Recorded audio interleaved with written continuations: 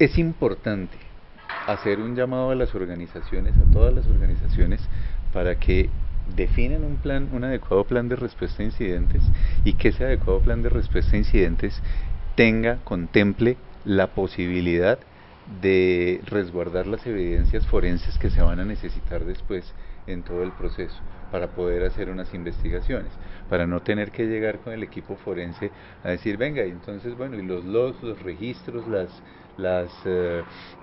digamos como las evidencias de qué fue lo que pasó, no, es que nos tocó borrarlos, es que no los podíamos mantener, es que se fueron en la infraestructura, o peor aún, es que nos tocó reinstalar la máquina en donde se presentó el incidente, ahí ya no tenemos nada que hacer.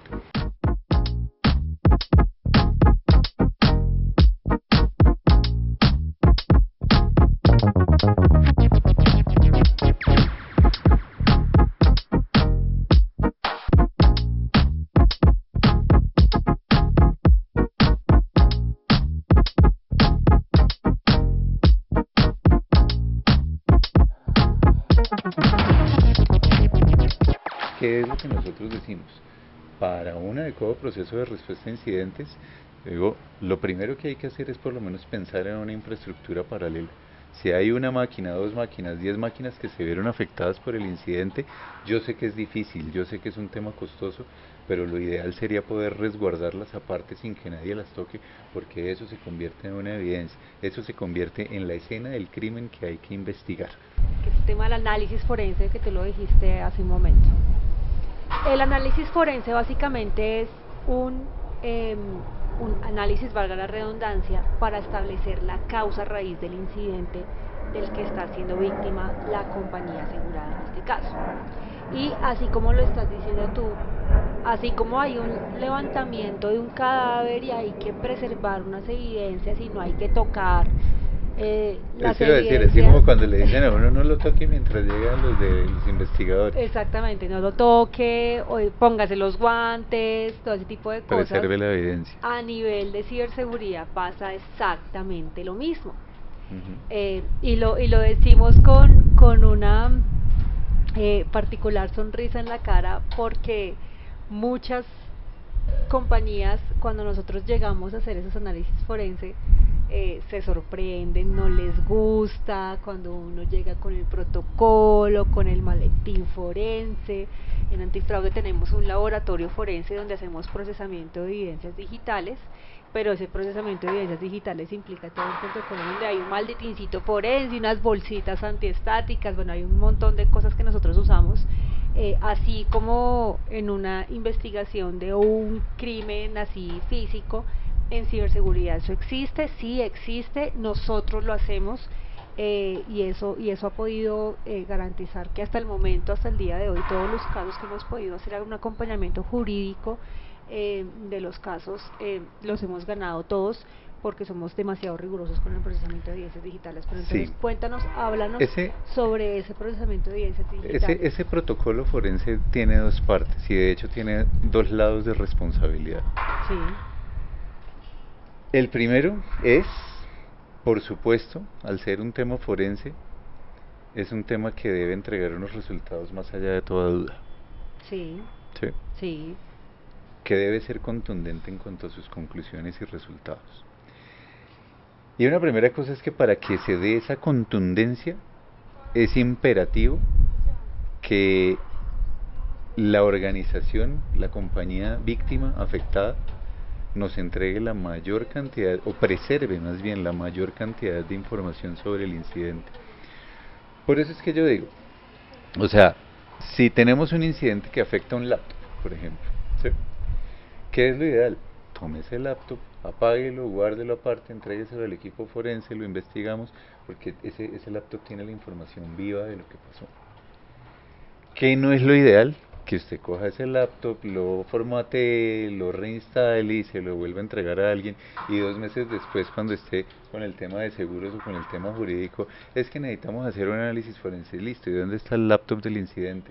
No, pues es que ya se lo resignamos ahí ya no hay nada que hacer. Entonces, una parte fundamental del protocolo forense es la calidad de la preservación de las evidencias informáticas que hace el mismo asegurado o que hace la compañía afectada por el incidente dentro de su proceso de respuesta a incidentes. O los famosos backups de la información, ¿no? Que muchas veces a ti te dicen, no tenemos, hemos tenido casos que le dicen a uno, no tenemos el computador, pero hicimos un backup de esa vez. Eso no sirve para nada. Eso O sea, no el sirve. backup sirve para Para que recuperar la recuperen. información para que vuelvan Pero a para ser hacer un operativos. análisis forense Pero para un no análisis sirve. forense el backup no sirve para nada porque lo que necesitamos son las máquinas completas. Las máquinas reales, las Normalmente, originales, completas, exacto. porque O las nubes o las cuentas de cloud completas, originales, completas. en el momento en que se presentó el incidente, porque normalmente las evidencias que nosotros buscamos no son visibles a simple vista. Ajá. ¿Sí? Y esas no quedan en un backup. Que es lo único que guarda un backup. Un backup solo guarda lo que es visible a simple vista. Nosotros necesitamos entrar a eso que no es visible a simple vista. Total. Entonces, esa es una primera parte. Entre mejor calidad de la información relacionada con el incidente nos entreguen a los equipos forenses, cuanto mejor sea esa calidad, muchos más detalles y mucho más cercanos a la causa raíz vamos a poder estar desde un punto de vista de investigación forense. Porque también hay casos en donde la gente quiere magia, entonces donde la gente no resguarda, donde no resguardan nada de evidencia útil, pero sí llaman al forense para que les diga qué sucedió. Y pues la verdad es que este trabajo es tan riguroso que es un proceso en donde nosotros la calidad de los resultados es directamente proporcional a la calidad de lo que nos entregan. Total. Es así de simple. Total. Si lo que nos entregan no tiene valor, no va a haber resultados. No. Si lo que nos entregan es muy valioso en términos de evidencia informática frente a un incidente específico, vamos a tener mejores resultados. Entonces esa es una primera parte desde el punto de vista técnico, los resultados. Es decir, el proceso de la calidad de lo que nos entregan versus los resultados que podemos entregar en un proceso forense. Segunda parte, que tú lo mencionabas hace un rato. Sí, los procesos forenses son aburridores, son incómodos, ¿sí? Porque también entonces hemos tenido situaciones en donde nos dicen, no, pero es que ahí está la información. Y pues la verdad es que parte de la preservación de esa evidencia es hay un principio forense básico que nunca se puede pasar por alto y se llama el principio de trazabilidad a la fuente. Cuando yo estoy procesando evidencias informáticas con vocación de que eso se vaya a juicio, yo necesito garantizar más allá de toda duda que la evidencia forense que estoy procesando fue obtenida o fue extraída de la fuente original, del laptop, del servidor, de la cuenta cloud, desde donde se presentó el incidente. Porque tenemos que cerrar todas las posibilidades de que alguien diga que hay una manipulación en ese proceso. Eso te iba a decir yo, porque nosotros cuando llegamos, inclusive las tomas físicas de la evidencia digital, o sea, como que se contradice, pero no. Nosotros nos ha tocado ir a las empresas, a la sede de la empresa, porque a pesar de que hoy en día muchos negocios se trasladaron a los 100% remoto y todo lo demás, nosotros vamos a los sitios donde está el computador afectado o donde empezó todo, donde ellos tienen y resguardan la información. Tomamos fotos del computador, en qué estado lo recibimos, estaba cerrado o estaba abierto, tomamos foto de absolutamente todo. Y eso se va sellado con un formato de cadena de custodia en donde el formatico dice quién tenía el computador, quién se lo recibió, a qué horas, firma, cédula. Entonces, sí. Y eso te garantiza a ti que cuando se va a juicio, lo que tú dices, la evidencia no fue manipulada. Exactamente. Tú garantizas que no fue manipulada y que no está alterada. Por ende, los resultados de evidencio que el proceso se llevó a cabo de acuerdo con los requerimientos de ley, que para eso es la cadena de custodia. Sí. Para que yo pueda saber desde el momento en que voy y recojo ese laptop, por ejemplo, en la oficina de la víctima, y lo llevo al laboratorio, en todo ese proceso no hay ninguna manipulación y sobre todo que quede el registro de quién entregó, de quién trabajó, de quién utilizó, de quién embaló, por ejemplo, ese laptop antes de que nos lo entregaran, quién lo trabaja en laboratorio, es decir, hacer todo el seguimiento de una manera tan detallada que cerremos la posibilidad a toda duda de que esa evidencia haya podido ser manipulada en cualquier punto de la cadena. O que ¿Sí? se dañó, a esa manipulación me refiero, se dañó, porque entonces a veces no se entregan computadores así y esperan que uno se los lleve, los meta en la maleta y se los lleve así, y cuestionan mucho porque uno no puede recibir en condiciones así la evidencia, porque el computador hay que embalarlo, como tú Ujú. dices, hay que sellarlo. Yo tengo que poder tomar una fotografía y poder ver que efectivamente me lo están Ese entregando proceso se llama sellado. fijación de la escena, que es precisamente tomar la foto del elemento, de los números seriales, de los conectores que tiene, para poder construir todo ese argumento de trazabilidad y de cero manipulación. O sea, esto sí, eso sí tiene un toque hollywoodense en el sentido de la rigurosidad que se muestra, pero tampoco somos magos que nos sentamos, conectamos el computador y ya eso me sacó el sistema, Sí. lo que pasó fue esto, lo que sucedió fue lo otro, y ¡pum! Ya, listo, no. No, al final llegamos a eso, pero pues sí, o sea, no va a ser en 40 minutos, que es lo que dura un capítulo de CSI. Ojalá que fuera 40 minutos, que ya les 10 hay una monita que entra y hace chun chun chun chun chun chun, que tiene dos esferos acá encima, y chun chun chun, listo, mira, ya accedí, entonces esta computadora fue afectada de esta manera, Exacto. y se llevó esto, y uno como, por Dios, no, eso no pasa en la vida real. Nos Exacto, lleva más y tiempo. nos lleva un poquito más de tiempo. Pero entonces viene otra parte, digamos, como otro ingrediente de todo este tema, y es, digamos que el tema es manejable cuando estamos hablando de un servidor, cuando estamos hablando de un laptop, de un teléfono móvil, de dispositivos físicos. Cuando llevamos esto a un escenario cloud, donde no hay dispositivos físicos, ahí tenemos un reto adicional, porque entonces en cloud lo único que tenemos nosotros ahí es para hacer extracción digital, por ejemplo, de los medios de almacenamiento de los discos duros virtuales, ¿cierto? Hacer extracción digital de los logs que pueda, de los registros de actividad que pueda tener esa cuenta de cloud. Y ahí es más complejo todavía porque yo necesito entonces determinar de nuevo esa trazabilidad a la fuente. Entonces, como ya no tengo un dispositivo físico, ¿qué tengo que hacer? Fotodocumentar, tomar screenshots de todas las consultas que hago en el sistema cloud, qué usuario está haciendo esas consultas, y aquí está el resultado de esas consultas, los logs en bruto, aquí está el resultado de la instancia del disco duro virtual que se está entregando. Entonces ahí hay otras consideraciones adicionales. Pero al final, efectivamente, pero al final efectivamente se trata de eso, se trata de que podamos garantizar la trazabilidad de la fuente de toda la evidencia que se va a procesar. Y viene una tercera parte de todas estas peticiones, que son las famosas peticiones documentales.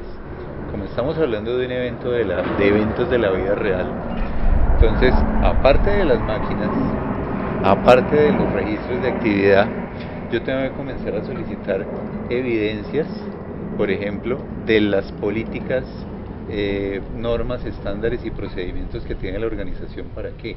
Para poder construir un argumento de que esas actividades que yo me encuentro desde un punto de vista técnico, si están o no están conformes con las políticas aceptadas por la organización, ver si hay desviaciones, o ver si son coherentes, o ver si todo está organizado como debería estar. ¿Por qué? Porque puede darse el caso en donde nos dicen, por ejemplo, registros de actividad, para poner un ejemplo, en donde dicen, oiga, pero es que usted, ¿por qué tiene esos registros de hace 6 meses si su política de retención de logs dice que usted solamente guarda los últimos 30 días?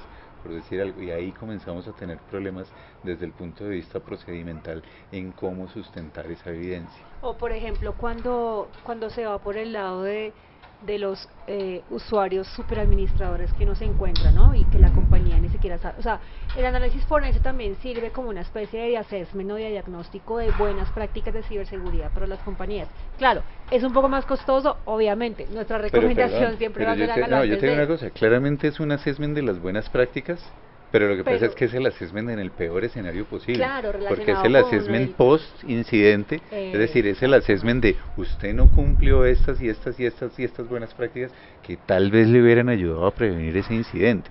Y ahí es donde eso comienza a generar fricción también con la misma compañía víctima, porque Por no eso le, es que no les obviamente, gusta. obviamente después de haber sido víctimas de un incidente, pues no les gusta que llegue uno a pedirles ese nivel de detalle, de Ay, documentación, de detalle sí. técnico, mucho menos les gusta que es un servicio costoso, porque el servicio forense no es un servicio barato, ¿cierto? Es como quien dice, a pesar, después de haber sido víctimas de un incidente, entonces mire todo lo que se viene encima, pero pues lamentablemente es lo que es. Si quieren tener oportunidades de un recobro con la aseguradora, de hacer una persecución judicial que permita que por una vía civil, por ejemplo, les restituyan fondos que hayan perdido, o que termine alguien en un proceso penal por haber hecho el daño que hizo, toca llevar todos esos procesos con esa ritualidad y con ese nivel de detalle que hay que hacerlo, pues para que eso pueda tener un feliz término.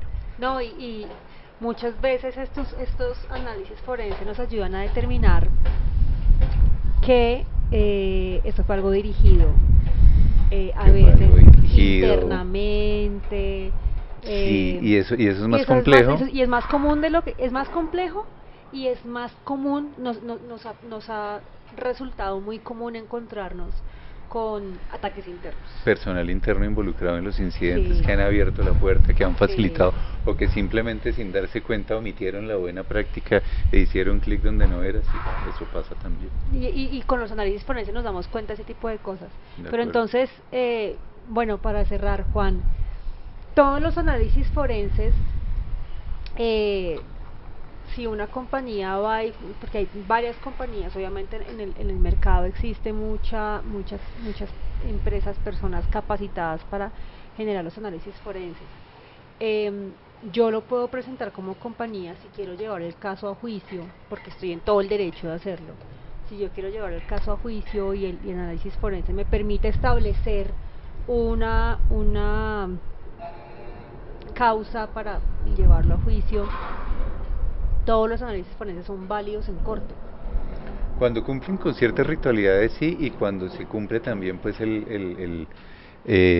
la solicitud de la prueba desde el punto de vista del proceso judicial, del proceso jurídico más bien. Es decir, yo no puedo simplemente llegar un buen día a una audiencia con, mire, aquí está mi análisis Es forense. que eso es lo que yo estoy Eso diciendo. tiene que haber un decreto de pruebas, tiene que surtirse otros puntos del trámite, digamos ya del proceso jurídico, que de eso se encargan los abogados. Pero claro, el objetivo es que un buen abogado logre buscar que se decrete una prueba como un análisis pericial informático para poder sustentar su teoría del caso, por ejemplo. O sea, te hago la pregunta, es porque esto es igual de válido como cuando alguna persona cree que puede llegar a juicio con unos screenshots de WhatsApp como una evidencia de No, alguna amenaza, comportamiento, de lo que sea, o sea, unos screenshots así, tomarle literal la foto a la conversación y ya. No, eso no eso es otro tema, funciona. eso no es un dictamen pericial, porque digamos que el tema de la prueba pericial implica el concepto de un experto frente a la valoración de las evidencias que ha recibido.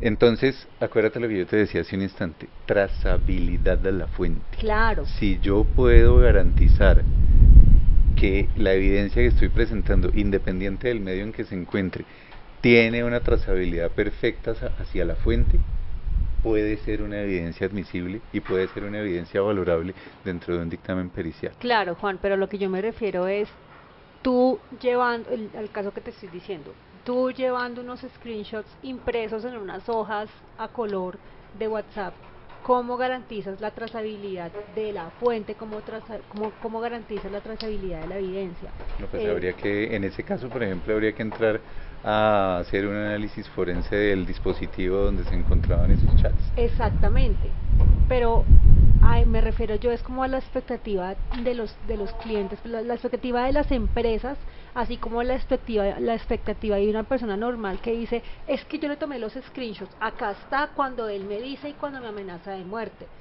Ok, hagamos el análisis forense. No, es que yo aborré la conversación porque es que necesitaba liberar espacio en el celular. Entonces uno dice, no, pero aquí se acasan los screenshots. No, esa no es la forma en cómo se almacena una evidencia.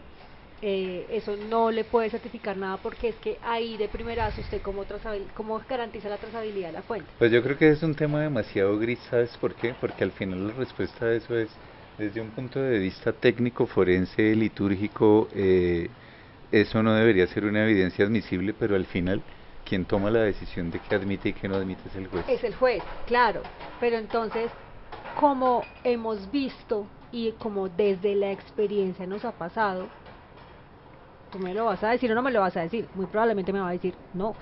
No, te lo voy a poner te lo voy a poner de otra manera. Puede que el juez acepte una evidencia de ese estilo.